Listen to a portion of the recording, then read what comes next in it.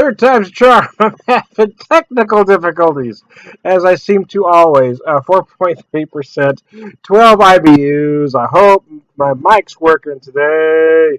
Inspired by, I'll just talk loud and obnoxious like. Inspired by lower alcohol Belgian table beers, Show Me Sour is a unique and inviting beer with a touch of acidity, rich dark color, a short time in whiskey barrels adds even more complexity and character. So there you go. Oh yeah, the aromas are very interesting. I actually do feel just a hint of that whiskey barrel. I don't know what kind of whiskey barrel or how long it sits because it doesn't say there, and my internet isn't working to look it up. I'm just winging her, man. But you do feel a little, you do feel a whiskey barrel, yeah. Just the slightest hint of oak.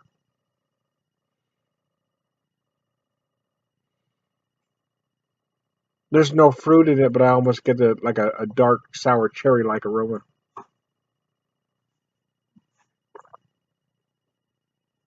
Oh yeah. So here's my journey. Here's my journey with sours. So 5 years ago, I'm on several beer groups as I am today on various social media, and I just hate the style. And my serious beer geek friends that in most cases know much more about craft beer at the time than I did tell me they'll grow on you. I said, no, I don't think so, man. But over time, I've forced myself to try beers that I knew weren't in my wheelhouse, that I knew weren't in my comfort zone. I kept trying beers. Every year, I'd force myself to try. If I'd go to a tap room and they had a Berliner Weiss or a Goes on tap or any other kind of sour, I would order it, even though it wasn't in my wheelhouse. Because if I wasn't going to like the beer, I was at least going to find a way to appreciate it, or at least know if I was drinking a good one. You know what I mean? I needed to know if it was flawed or for just me not appreciating it. You know what I mean?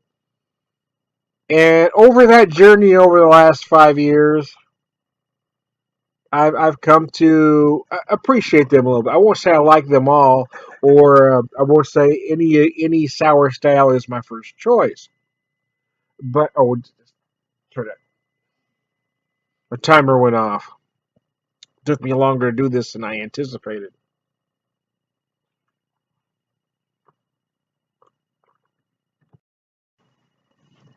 Had a situation I had to get up for, but I'm back now.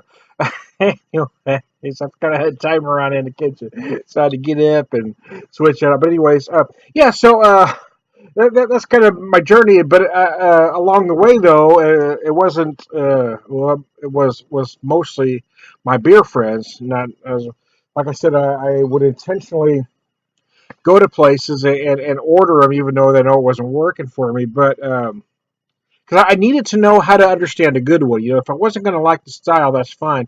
There's no harm in or not liking a style.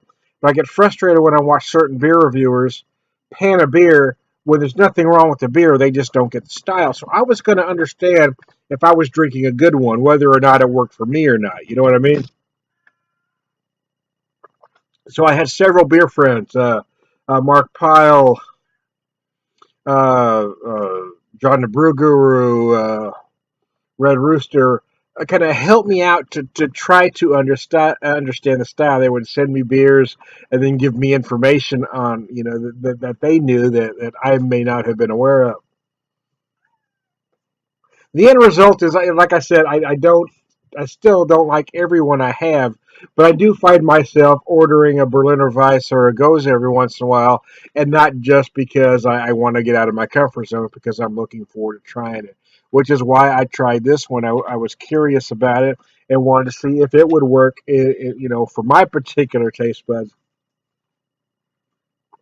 Now, I will admit that I'm not crazy about the beers that are extremely sour. I'm really not. It's almost like you got. I love IPAs, right? I like the traditional British IPAs. I like the early American craft, East Coast, West Coast. New England style isn't my favorite, but there are some of that style that I enjoy. Uh, I think where an IPA goes wrong again is when it becomes too bitter. You can be very hoppy, but if you get too far on the bitter end, it just ruins the beer. And I feel the same way about sours. If it becomes too sour in the finish, it detracts from the rest of the beer. So again, I like sours, I guess, like I like IPAs with some sort of balance that makes sense, where it works within the beer. So, having said all that, I talk more about my journey than this particular beer, but that's kind of what I do anyway. I just have a conversation. It's good. It's good though. Particular flavors. Again, I do feel just a hint of that whiskey barrel.